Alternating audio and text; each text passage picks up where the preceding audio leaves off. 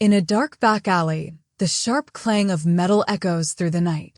A dark-haired woman, dragging a baseball bat, wonders how much farther she still has to go. Going live on her phone, she cheerfully greets the 103 people watching.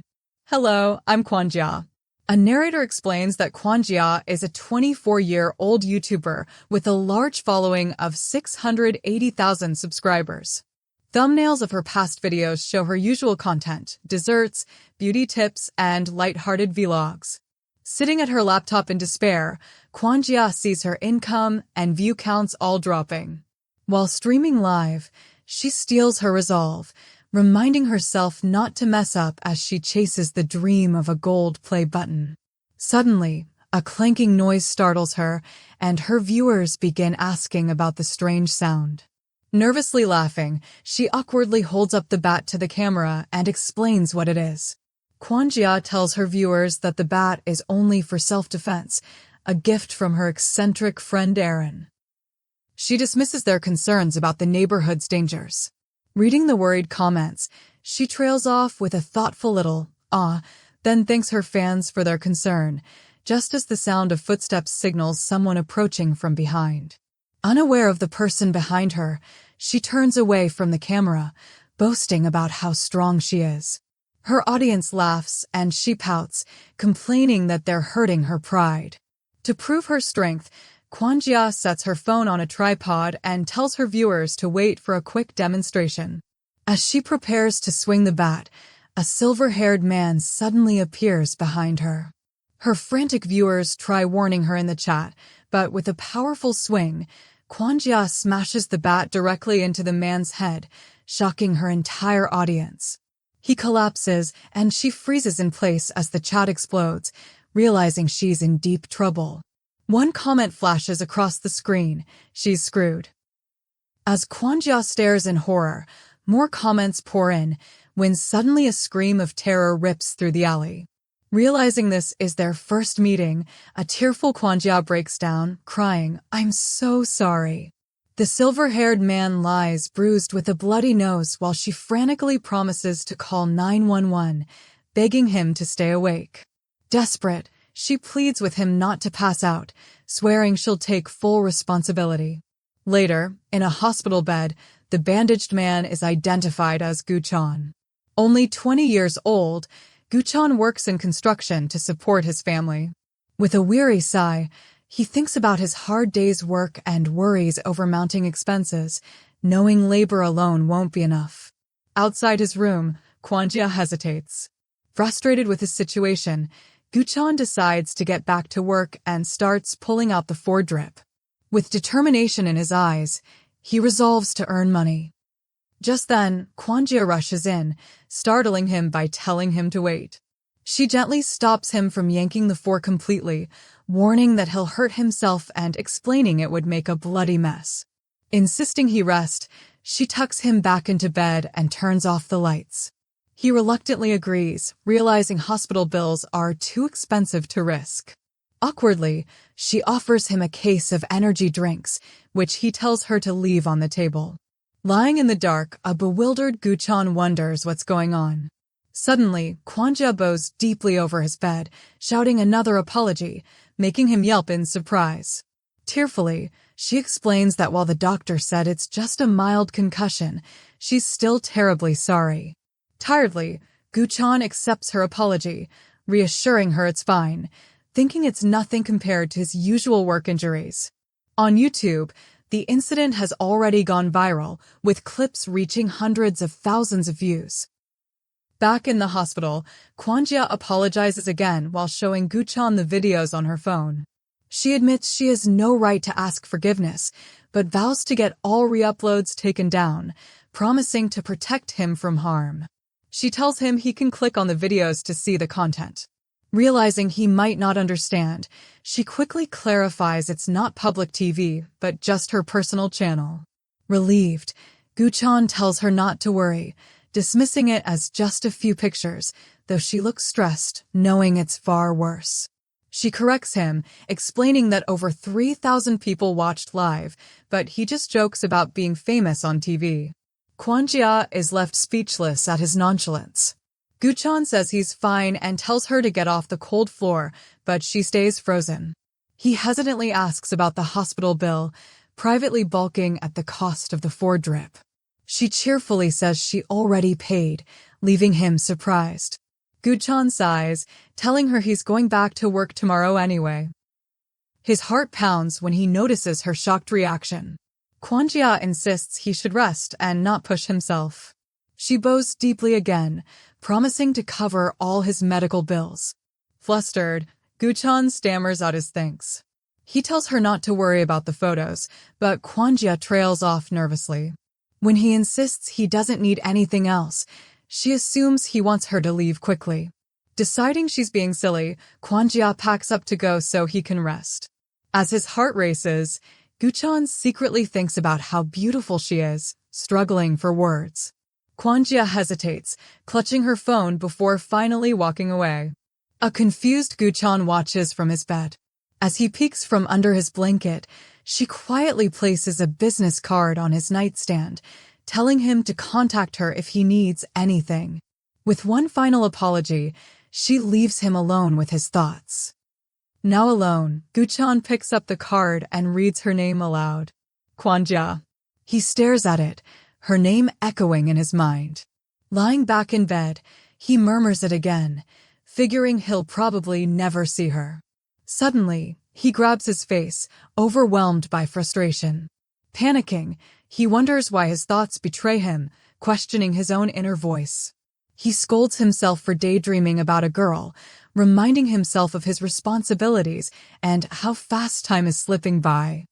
With a resigned sigh, he lowers his hands, the blush still lingering on his cheeks. The narrator explains that Guchan, who was only focused on earning money, remained oblivious to the world changing around him. As he walks through the city, Kwon is suddenly overcome with rage, questioning whether the people around him have gone insane. He realizes a crowd is chasing him, calling him the victim from the YouTuber incident, and wonders why. The crowd swarms him, shouting his nickname Tukbake and praising his looks as he comes to understand the true influence of a YouTuber. Overwhelmed by endless photo requests, a stressed Guchan wonders what a tubble even is and why this is happening. Desperately, he flees on a moped, pleading with the chasing crowd to just leave him alone. The scene then shifts to the scaffolding of a construction site at dusk. Panting and wiping sweat from his brow, Guchan finally arrives at the site. Just as he sighs in relief, thinking he has escaped, a loud voice bellows his name, Kwon. His coworker, Kim Ong-chu, thrusts a phone in his face, demanding to know if the person in the viral video is him. Mr. Kim excitedly confirms, calling him Hyun-jong, the Tukbake guy, leaving Guchan utterly stunned. His coworker insists he knew it was him ever since hearing about the accident, pointing out Kwon's swollen eyes as proof. Mr. Kim exclaims he's now famous online, while Guchan, completely bewildered, can only ask what is happening. His coworker shows him the viral post filled with comments about his looks, and Guchan, baffled, wonders how Mr. Kim even found out. When his coworker reveals it was on the news, Guchan finally connects the dots. Tukbake refers to his busted skull. A familiar voice suddenly calls out, "Schnai," and Guchan freezes. Slowly turning, he thinks the voice sounds incredibly familiar. To his disbelief, he sees Kwon-jia approaching, calling him by his nickname, Cheney. Smiling warmly, Kwon-jia appears before him, carrying a massive fruit basket. She asks about his condition, leaving his stunned coworkers gawking.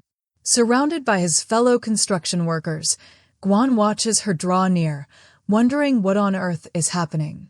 His coworkers whisper about the young lady, revealing that Mr. Kim, the culprit behind the rumors, had spread the word.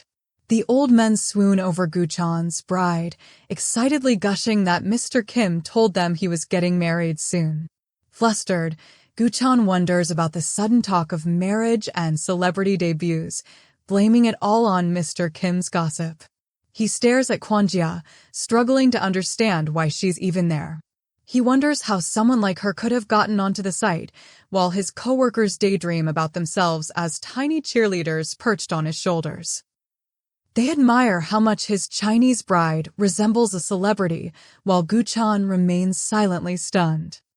Kwon-jia expresses her concern, telling him he shouldn't push himself by rushing straight to work. She presents the fruit basket, happily congratulating him on being discharged from the hospital. A blushing Guchan is taken aback when she adds that she thinks it's cool he works at a construction site. Her words make Kwon's heart pound inside his chest. As his tiny coworkers cheer that she called him cool, Kwon realizes he can no longer put any distance between them. Then, in a bold move, Kwon-jia puts on Kwon's hard hat. She adjusts it, her eyes shining with a mix of surprise and determination. Annoyed by the attention, Guchan insists they need to step outside first. Agreeing it's too dangerous, Kwon-jia grabs his arm and leads him away from the construction area. As Kwon drags her out, his coworkers cheer for the handsome couple, making him shout that she isn't his wife. Once outside, he apologizes for his mischievous coworkers, and she nervously agrees to ignore them. The scene shifts, showing the city skyline glowing at dusk. Kwon-jia thanks him for lending her the hard hat, but he replies that her safety is what matters most. Kwon hesitates, struggling to find the right words. He asks why she came, thinking their business had already ended yesterday, which leaves her speechless. After Guchan presses her again, a flustered Kwon-jia stammers, trying to explain, then suddenly bows, apologizing once more as she shows him her phone flooded with negative comments about the incident. She explains that since Cheney is trending, the public demands a quick and accurate response to the scandal. Kwon-jia admits that despite her apology post, public opinion remains in an uproar. As she explains the story is all over the news, Guchan wonders why it even matters if he, the victim, is fine. A stressed Kwon-jia nervously thanks him for being understanding. She trails off, unable to look at him, weighing her next words. Knowing how shameless it sounds, she nervously begins asking for a huge favor. A confused Guchan simply asks what she wants. Panicking inside, Kwon-jia wonders how she can possibly ask him to make a public statement. Kwon's face stays stern and unreadable. She lays out the burden, noting that he got hurt, missed work, and now has to waste time because of her.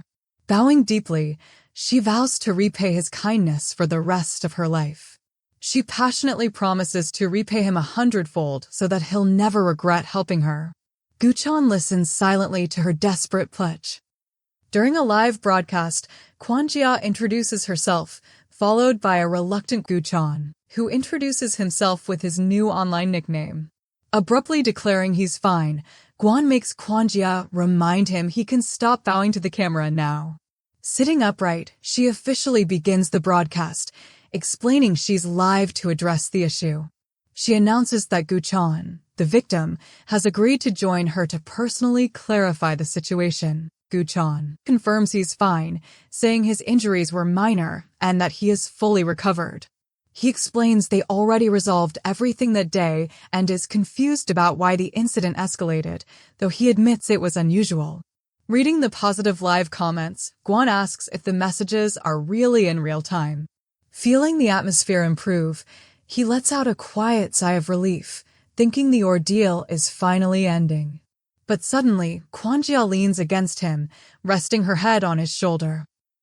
Guchan freezes in surprise, unsure how to react to her sudden closeness. Nervous about her first ever YouTube live, Kwon-jia is too terrified to even glance at the chat. She worries about being criticized and dragging Kwon into further trouble. Shaking, she laments that she never wanted to become known through such a scandal. A hand gently covers hers, offering comfort. "Ah," Guchan says softly, noticing how nervous she is. He carefully holds her hand, trying to reassure her. Guchan explains that his mom used to calm his nerves by holding his wrist, so he hoped it might work for her as well. Confused by his own actions, Kwon wonders why he's suddenly acting this way. Then, with a moment of clarity, he feels he understands his impulse.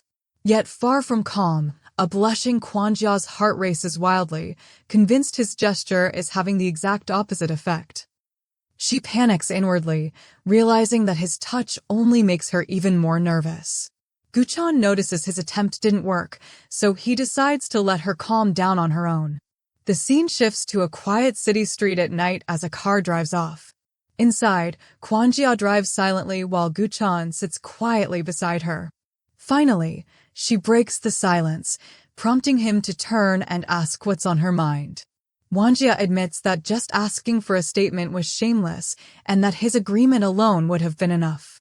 She confesses her surprise that he suggested a live stream, knowing it would be a heavy burden for someone outside her industry. Guchan explains he thought showing people he was fine would work better than a written statement. He pauses, collecting his thoughts before going on. Internally, he admits her overwhelming guilt was a burden. A comical flashback shows her exaggeratedly begging him to kill her, and he concludes that he only wanted to settle things to avoid more problems. Glancing at him, Kwon-jia finds his simple, straightforward way of thinking fascinating. She muses that he seems to have no knowledge of, or interest in, her field at all. When Guchan lets out a huge yawn, she wonders if his relaxed nature is a kind of talent, though it still leaves her uneasy. Flustered, she tries to brush off the awkward ending of the live stream by asking if he thinks it wrapped up well. Continuing, she says the most surprising thing is her eyes suddenly widen in realization. Staring at the unsuspecting Guchan, she wonders if this whole situation could actually be an opportunity for her. Guchan then asks to be dropped off, and a flustered Kwon-jia agrees to pull over. After parking, both step out of the car and stand in front of a building. Kwon-jia confirms that the malicious comments have disappeared, and Guchan gratefully explains that public opinion has died down thanks to her. He adds that their explanation broadcast has already begun circulating online. A chibi Guchan appears, looking confused as a positive online comment pops into a thought bubble. Suddenly mortified, Kwon-jia covers her blushing face, whispering, "Oh my god." Guchan, confused by her sudden reaction, assumes she must be cold since her clothes are thin. Believing that's the case, he suggests they head inside while she still stands flustered. On the street, Kwon-jia calls out his nickname, Chani. Looking at him earnestly, she confesses she's truly relieved that he seems fine. She clarifies that while the statement was part of it, it wasn't the only reason she came. She admits her real desire to check on him was much stronger, leaving Guchan blushing and panicked as he wonders if he's only hearing what he wants. Trailing off, she glances at the building. A beet-red Guchan tells her he's glad, and a shy Kwon-jia thanks him. An awkward silence lingers between them. Guchan finally says he's heading inside to escape the cold, leading to a flurry of awkward goodbyes. With one last glance back, he turns and walks up the stairs to his building. Climbing the steps, he reflects on his hectic day full of filming. He thinks it was lucky his schedule got adjusted, sarcastically crediting his silly coworkers. When his phone vibrates, he wonders if he might have caused her more trouble. Seeing who's calling, he frowns, questioning why his mother would call so late before answering. The scene cuts back to Kwon-jia's car parked on the street. Exhausted, she leans against the steering wheel, sighing that she doesn't even know how the day slipped away. She worries she might have overdone things, fretting that she should have offered her contact info again, assuming he tossed the first one aside. Frustrated, she yells internally, wondering why it bothers her so much, telling herself to snap out of it. Suddenly, a figure's legs appear beside her car. She looks up, confused, only for a man to collapse onto her hood. Another man rushes up, desperately pounding on her window. Through tears, he begs for her help, crying that his brother has collapsed. An ambulance races toward the glowing red emergency center sign. At the reception desk, a frantic Guchan demands to know what's happening. Behind him, a shocked Kwon-jia watches, her voice trembling as she calls his name. Guchan turns slightly, his face drenched in sweat, his expression grim. Kwon-jia gently places her hand over his on the counter, offering quiet support. With genuine concern, Kwon-jia tries to comfort him, telling him not to worry. He remains grave and silent as her hand covers his. A voice calls out, "Hyun." The scene cuts to Hyun, Guchan's twin sister, sitting in a hospital bed with her arm in a sling. An exhausted, panicked Guchan looms over her bed. A flashback shows a group of young, silver-haired boys frantically fussing over their sister, asking what happened, if she was okay. Overwhelmed, the young Hyun asks where their mom and his aunt are and why someone named Puna collapsed too. As the boys worry about a possible head injury, Hanin thinks to herself that everything is happening at once. Back in the present, a tense Guchan grabs his sister's face, demanding answers. He stares at her with a grim, worried look, sweat beading on his temple. Squishing her cheeks, he demands to know what happened, and she stammers out the truth. The scene flashes back to a playground outside a large apartment building. A young Hain falls while playing, other children crying out for help. The narration explains she simply fell and broke her arm at the playground. Lying on the ground, she winces in pain, thinking of how badly it hurts. But more than the pain, she worried about the hospital bill, holding it in until she collapsed.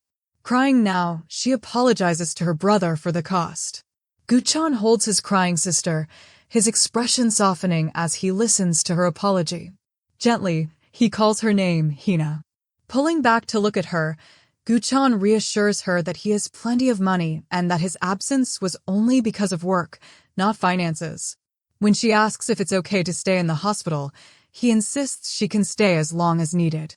Wiping her tears, he tells her to always tell him or their mom right away if she's ever sick or hurt again. She tearfully nods.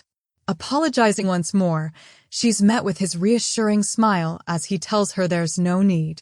Quietly, Guchan steps out of the hospital room.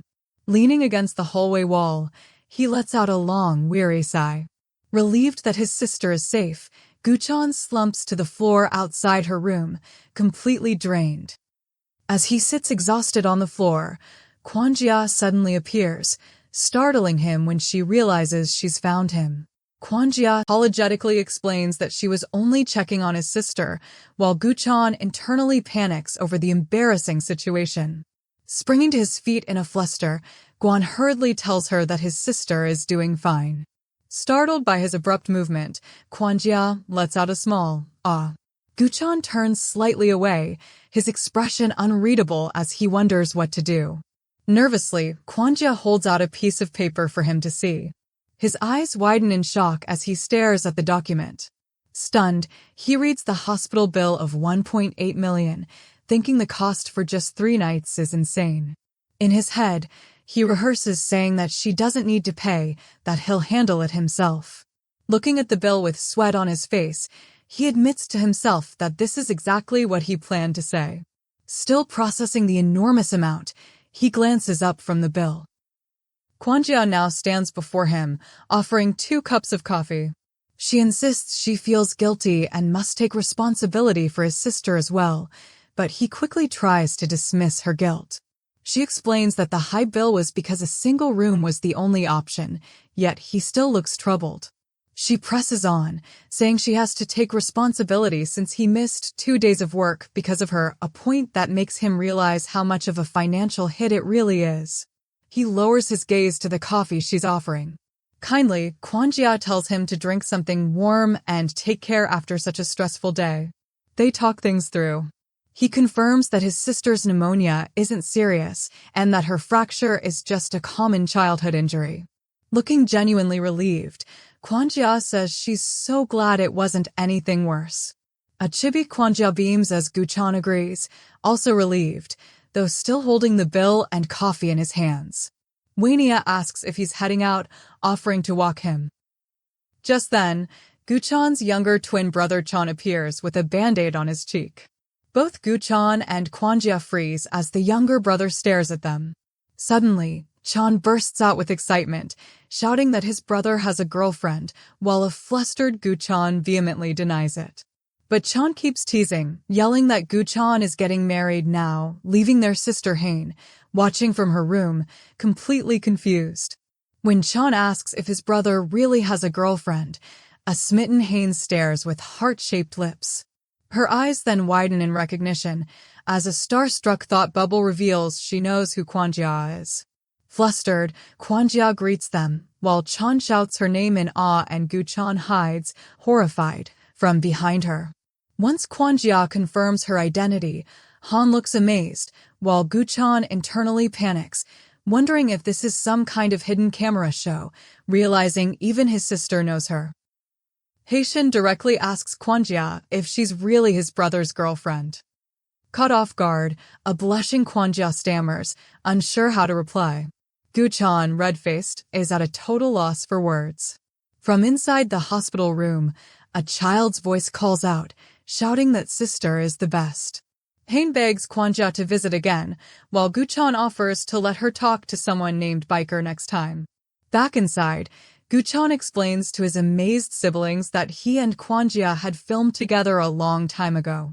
Chan celebrates, thrilled at the thought of meeting Biker Bro, while Hain confides in Kwon-jia about her kindergarten crush. Han declares his undying respect for Kwon-jia, who thanks him warmly, while Gu-chan watches with a faint, amused smirk. The three of them quickly grow close, as Kwon-jia promises she'll listen to Hain's confession story once she starts elementary school. After some time, a tired Chan falls asleep on the bed, while Hain rests peacefully with her bunny. Kwon softly sighs his brother's name as he gently covers Chan with a blanket, then carefully tucks in his sleeping sister. Gu-chan stands watch over his siblings as they sleep. Kwon-jia sits quietly, observing the peaceful scene. Gu-chan glances at a calendar on the wall, lost in a moment of quiet reflection. A heavy silence settles between him and Kwon-jia in the dimly lit hospital room. Gu-chan remains seated, thoughtful, with sweat rolling down his face as he thinks about the long day. He suggests she head home, but she insists she's fine and will wait for their mom. Their mom, shaken, went home to grab clothes, and she told her to rest first. Gu-chan apologizes for the shabby room, but Kwon-jia reassures him it's perfectly warm. With sincere gratitude, she thanks him for everything. Kwon apologizes again, saying he burdened her with the hospital trip, the costs, and stealing her time when he had only asked for a ride. He also thanks her for playing with the kids, adding that his sister Hain, being such a big fan, was incredibly happy. Looking at her seriously, he vows that he'll repay the favor no matter what. Kwon-jia offers her own help in return for any future trouble, whether connected to their past incident or not. Leaning closer, she tells him there's something she wants to ask, piquing Gu-chan's curiosity. With determined eyes, Kwon-jia prepares herself, then boldly asks if he would do a couple's YouTube channel with her. Stunned, he reels in shock as she leans closer, clarifying that it would be just like today and nothing to overthink. Looking down at him nervously, Kwon-jia asks if his answer is no. Pinned to the couch, Gu-chan bluntly rejects her offer, saying he doesn't want to. Her shocked mind echoes with his refusal. Kwon adds that the reason should be obvious. He glances toward his sleeping siblings, telling her she's already seeing why. He gestures toward the children, making it clear they are his priority. Touching his chin thoughtfully, Gu-chan explains further. He says he simply can't take on such an unstable job. Kwon-jia correctly guesses that by unstable he means the income, and he confirms it. Then, in a bold move, Kwon-jia offers him a 10-0 profit split. She clarifies that he would get the 10, leaving Gu-chan completely stunned and silent. Sweetening the deal, she promises that generous split will apply to all their channel's videos. She lays out her conditions: 1 filming session a week, full creative control for him, and she'll handle the rest. Gu-chan listens carefully as she swears she'll never break her word. Though it almost seems he's convinced, Kwon once again refuses, insisting he wasn't tempted at all. Confused, Kwon-jia asks why not. He explains that it isn't about money, leaving her to wonder what his true reason might be. With a weary smile, Gu-chan finally reveals his condition. The channel has to earn at least as much as his delivery job. Kwon-jia sits quietly, her back facing the viewer, listening as he voices his concerns. Sweat runs down his tired face as he looks at her, his responsibilities weighing heavily. Suddenly, Kwon-jia stands, her face shadowed, and firmly tells him to stand up, leaving him to wonder what she's about to do. She shows her phone, revealing a savings account balance of over 652 million. Guchan's eyes widen in disbelief as she explains that this is just her YouTube income from last year, not even counting other sponsorships.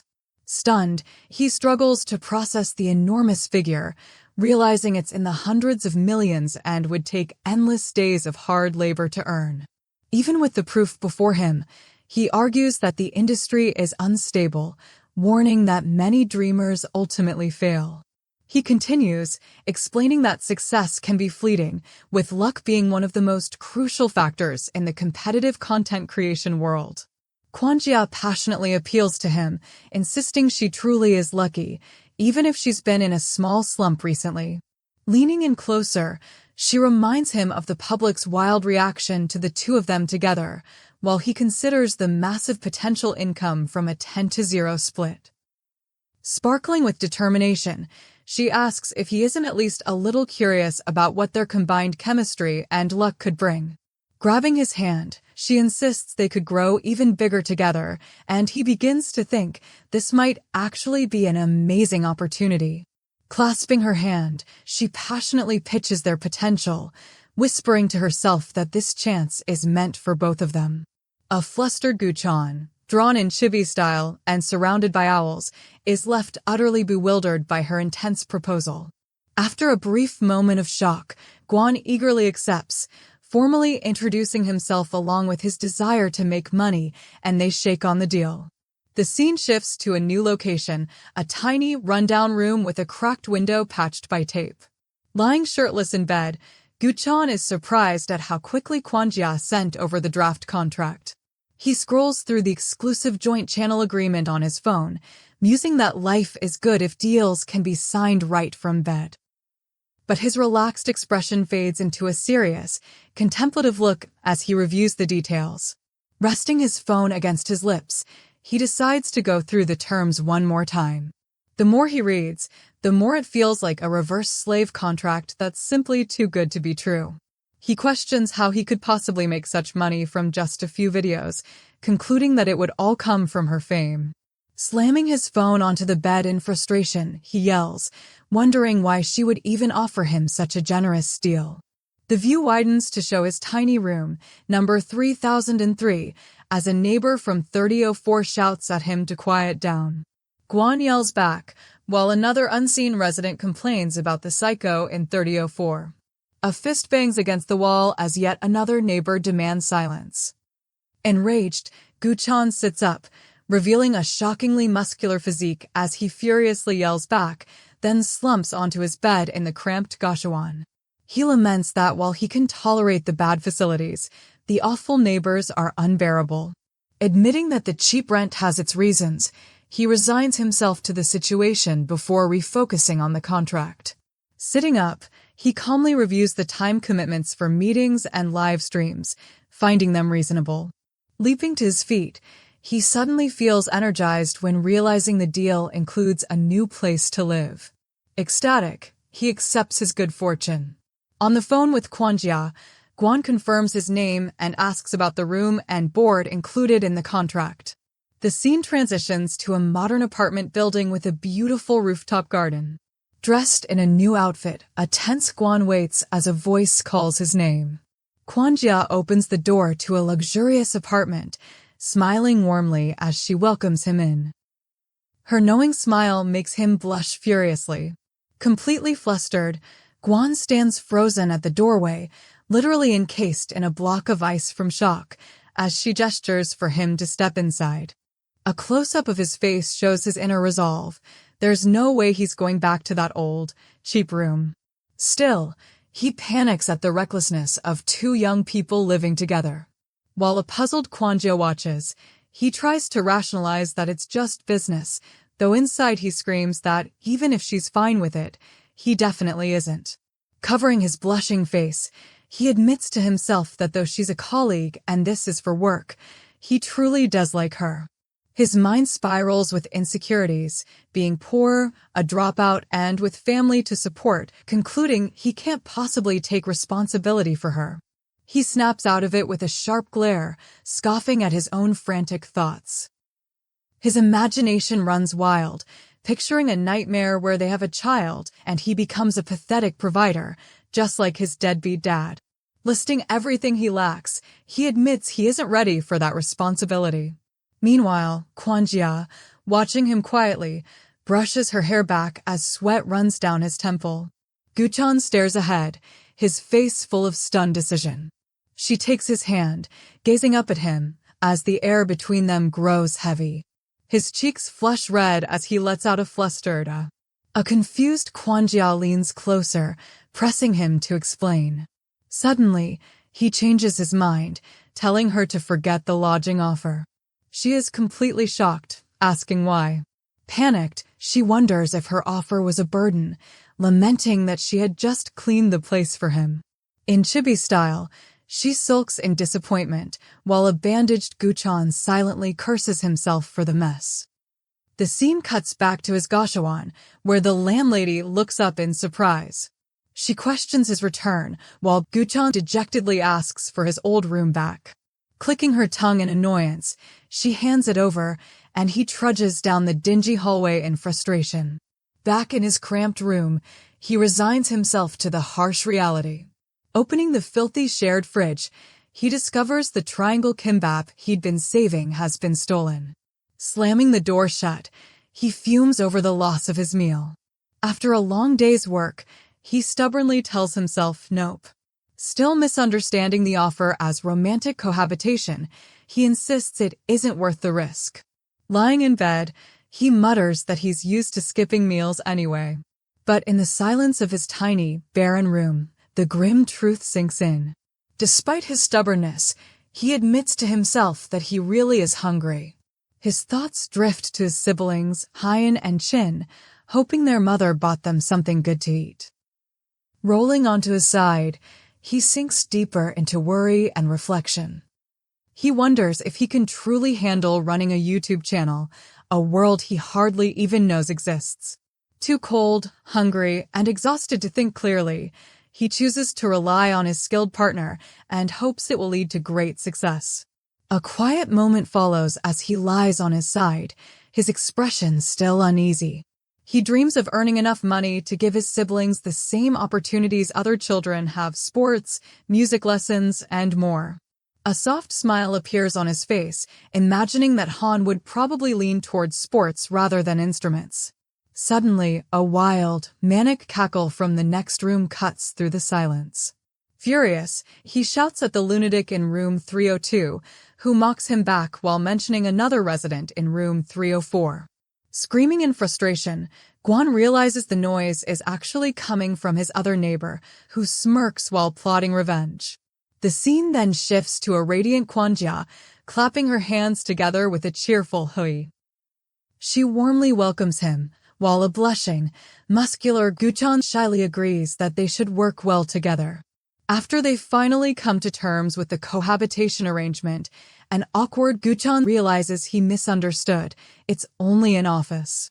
Mortified by his overreaction, he cringes inwardly. Standing over him, Kwon-jia begins explaining the basics of their new work setup.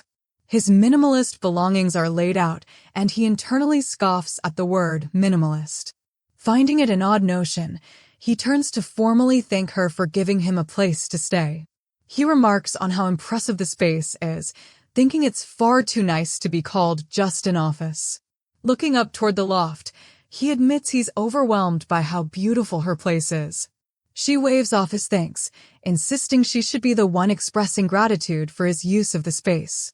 Moving toward the kitchen, she suggests doing something to commemorate the moment, leaving him curious. She soon returns with 2 cans of beer, her bright smile warm and inviting. Taking one from her, his expression hardens, eyes narrowing as he studies the can and identifies its contents. Alcoholia looks startled by his sudden change of mood. She asks if he dislikes drinking, explaining she assumed he enjoyed it, like most people his age. Looking down regretfully, she believes it was her mistake. Fretting that she has troubled him again, she apologizes, catching a bewildered Guchan off guard. He sees her worried face and softly lets out an ah. A painful memory of him getting sick from alcohol flashes in her mind as she nervously clutches the drinks. Reaching out, Guchan calmly tells her to simply hand him the can. He reassures her that it's fine as he takes the drink, trying to ease her worries. She watches him with concern, still holding her own can tightly. Ignoring her anxiety, he firmly pops his can open with a crisp chuck. Convincing himself that just a little won't hurt, he takes a sip. The room spins into a dizzying haze, time slipping away before he realizes it. When he awakens, he finds himself holding an unconscious Kwon-jia, panic flooding him at the thought that something intimate may have happened between them. Two of them started discussing among themselves the previous night while they were drunk. One of them spoke, "I'm telling you, it's true," while the other person denied no way seriously. People were like, "Wow, it's that handsome guy." So followed them, and it turned out to be where you work. Haha, and I totally ditched them all, remember that? Kwon-jia spoke, "Ugh, I'm so unfairly accused, and if it wasn't that, how else would I know where that place was? People are so prejudiced." Guchan said, "Yeah, you're right. That makes sense, haha. Now that I think about it, the way you swing a bat and the way you run must be really athletic." Poking her nose with his hands, he comments, "I'd better not mess with you." She, in a dazed state, looked at him as he spoke. Suddenly, grabbing his hands, she asked, Guchan, why are your hands so dry?" Looking closer, she asked again, "Is it because of your job?" She mentioned they're all cracked. Maybe it's worse lately because the air's dry. Guchan's ears reddened in blush as he saw her closeness towards him. As he was thinking all of that, she added, "And you've got so many calluses on your hands. Doesn't it hurt?"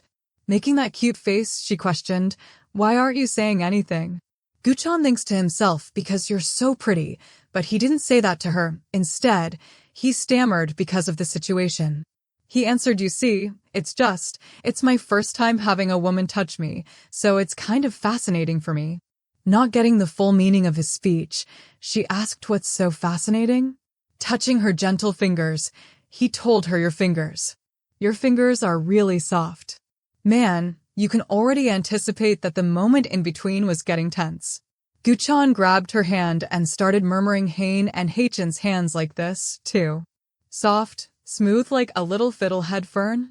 But yours are way bigger than theirs, so it feels strange." She shyly mentioned, "Ah, stop, that tickles. This feels weird." Suddenly looking at her while smiling, he commented, "You're cute." As she praised her beauty and cuteness, she blushed deeply. Laying her face into his chest, she spoke, "Ah, you're seriously saying that?" "I dunno, I'm just gonna sleep. I'm too drunk." And that's what happened the previous night. Guchan explained, "Man, thank you. If I drank any more, I thought I was gonna die." Kwon-jia spoke, "Geez, you should have told me to stop drinking." She adds that a real man of the house has to endure any hardship or challenge. Guchan, laughing, asked, "What does even that mean?" And in that intertwined state, two of them fell into a sleep. Guchan, washing his face in order to freshen up, thinks to himself, "I guess I got totally wasted and just fell asleep like that. Still, why the hell did I crawl into bed with her? I'm getting crazy just thinking about that." Looking at his reflection in the mirror, he thinks, "Man, alcohol, it's just scary." As Guchan was pondering about the situation of last night, suddenly Kwon-jia entered the room, opening the door. She flusteredly greets him, "Good morning." And guess what? She got the empty bottle of alcohol in her hands. She stared, asking Guchan, "Did you sleep well? Did we with each other?" "I mean, I was going to clean up and head to work. I already changed most of it up." And with that, she zooms past Guchan like a storm in order to avoid talking with him and obviously to hide her blush. Ji-chan, expressing his sorry, explained, "Then I'm really sorry, but can I head to work first?" Kwon-jia understandably replied, "Yes, of course you can go now, and I'll finish cleaning up when I can." Man, I don't know what she intends to clean when everything is sparkling like the sun. Guchan starts to get ready for his show before leaving for work, when at that moment, Kwon-jia calls him from the back. "Huh, Guchan," he replies, "Yes, what is it? Did something happen?" She peeks out from the doorway while saying, "Oh no, nothing like that. I just wanted to say, be careful and have a good day." Man, I understand her situation. Almost all of us find ourselves in moments like this when we want to express our thoughts, but at that time, it feels like something invisible is holding us back. Guchan, be a gentleman, thanks her and says, "You too, take it easy before you go." Kwon-jia, squinting her eyes, starts pondering what that was.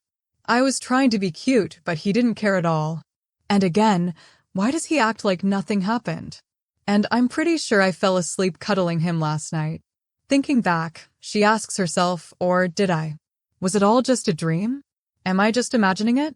Correcting her thoughts, Kwon-jia came to the final conclusion. No, I'm sure of it. Something happened last night. Coming back to Guchan, he sits outside the door and was showing the sign of being pretty flustered from Kwon-jia's cute gestures towards him. He told himself, "Ugh, this is so embarrassing. Now I feel like I'm the only one all flustered here." To be accepted, he was love-struck. His heartbeat was getting out of control. He thought, I can't hear it all the way to her house, right? You can have a brief idea if you think like this, because for Guchan, it was the first time someone saw him off to work. Hence, that's why he feels like that. Again, Guchan kept saying to himself, man, why does this feel kinda like we're newlyweds or something? Boy oh boy, and for a love-struck guy, he seemed pretty happy about it. Well, as if all that surprise wasn't enough for him, 'cause when he got to his workplace, his coworkers started his celebrating a party by congratulating him on his retirement. And of course they did it with a grand party cake and banner. His boss, holding a cake, told him, "Don't you forget us forever." Well, that was a great wish when you say someone to not forget you forever. I don't know about you, but I am finding double meaning in his wish. Anyway, Guchan, angry, seeing their thoughts, retorted, what's with the nonsense? Retirement? There's no such thing as retirement in our line of work. We have so much to do today, so let's just start. The boss and coworkers spoke, so you're saying our Guchan is gonna keep working? MC, being the stubborn guy he is, retorted, ugh, forgot it. Retirement, my foot. Guess I will die working here forever. One of the workers exclaimed, ugh, we bought the cake for nothing. Let's all get back to work. The annoying guy going over here and there exclaimed, I guess Mr. Kim got it wrong. But hey, Guchan, aren't you starting YouTube now? I could tell just from the reaction. Perfect opportunity, this is for you. He adds that the lady didn't ask you to join her, or did you just say no to her proposal? Buzzing like a fly, he asked MC, did you really turn her down? And if that's true, then why? Why? No way, that can't be. Seriously. Coming closer, he shouted towards MC, Guchan bastard. Say something, will you? MC, being the Chad guy he is, straight ignored him, making him curse Guhan over and over again. MC, looking back, replied, fine, I'll give it to you. I surrender to you. The guy retorted, you stingy brat. You love free stuff this much already. You'll go bald later. MC, making a sharp jab of his own, spoke, okay, I get it. Let's just go. You should worry about your own hair first, Uncle LOL. The guy, angry, hearing his retort, exclaimed, what did you say about my hair? Brat, you're crossing the line. Calling his angry state, MC tossed a cigarette in front of his face and explained, I agreed to do it, that YouTube thing or whatever. Lighting it in front of him, MC asked, but what's the big deal, Uncle LOL? You already guessed it, but you're so surprised. The uncle mentioned, wouldn't it be exciting to have a YouTuber around? Kid, you hit the jackpot. In the first place. Do you know even how much big YouTubers like that lady make? MC answered, yeah, I heard. That's why I impulsively said yes, but just because others make that much doesn't mean I will too. He also mentioned that only talented people succeed in that place of work. It's not easy. Trying to get into the YouTube business, Guchan said I'll work hard, but I'm not expecting much. It's just a side job. The uncle, cheering him, said, no, I'm telling you, you and that lady together will blow up. I can feel it. After she streamed with you once, her subscribers went over 700,000. Gu, in a nonchalant manner, questioned, and what does blow up even mean, lol? Man, I guess his name is really LOL. I thought MC was joking with him, but no, the guy took the name, LOL, from his parents. Uncle explains again, idiot. I mean to say that blowing up means huge success. Anyway, Guchan, congratulations on the new start, punk. With the congratulations, he gives MC a new phone as a gift. Man, I thought this guy was a lich or a fly, but he turned out to be caring. Guchan, looking at his unexpected gift, exclaimed, what? Why are you giving me this? And besides, phones are expensive, I don't need one. Mine's still fine, it can last 10 more years. Uncle, when he saw MC was trying to refuse his gift, he got angry. He retorted, hey you. Do you know you are the only one in your age with a phone like that? Look, early adopter Mr. Kim Kyung-chul's latest phone is even 10 times better than yours. Guchan, being him, asked, wow, really? What's wrong with mine? It works fine. I think you just want to brag. The uncle, giving his comments no thought, starts magically presenting the new phone. Commented, look at my phone, yours is cooler than mine. MC, seeing his new phone and uncle's phone, exclaimed in surprise, wow, seriously lol. And after seeing his new phone in his hands, he comments that's the kind of phone all young people use these days. And now it's time for you to keep up, man. MC in the point thanks the man for his generosity. The great uncle, putting his hands in the back of MC, said, what? I'm just happy for you, man. He also praised Guchan, you've made it, my boy. Guchan told his uncle, I haven't even started yet, I might fail, you know. He adds, and even if I do it, I'm not quitting my job. So, let's stop saying goodbye like it's the end, okay? Uncle LOL nodded in affirmation, all right, man. But to speak the truth one way or another, in the end, Mr. Kim's pumping him up plan was very successful. As you can clearly see, Guchan was infatuated with his new device. At the moment, he was looking at something on his phone. Suddenly, he exclaimed, whoa, that's crazy. Damn. I can't believe something like this actually happened. Wait, that's a 7-year-old exam? My siblings are already 8. Is this the only way to get into a good college? I'm screwed. Man, not gonna lie, the first time getting a good device has a potent effect on all of us.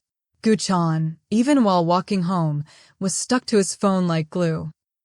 He shouted again, oh, this piece is easier than I thought. I should send it to Mom. But how do I send it? There's a share button. Closing the door, he remembers now that, I think about it, Kwon-jia, I should watch her videos too. He makes a mental note by saying, I mean, since we're working together, it'd be good to know her style beforehand, right? Undressing from his work clothes, he thinks, first I'll finish what I'm watching now, then I'll search. Man, there are so many fun videos. Then if I search Kwon-jia, it should come up, right? As he was thinking about Kwon-jia, a beautiful girl started calling Kwon-jia, Kwon-jia, where are you, Kwon-jia? Why haven't you answered me since yesterday? And unknowingly, she pushed open the door, and in the process, witnessed Guchan getting undressed. And boy oh boy, 2 of them were shocked seeing each other in such an unexpected situation. For a long moment, they looked at each other with big eyes. In the end, a common question escapes from her mouth, man, who are you?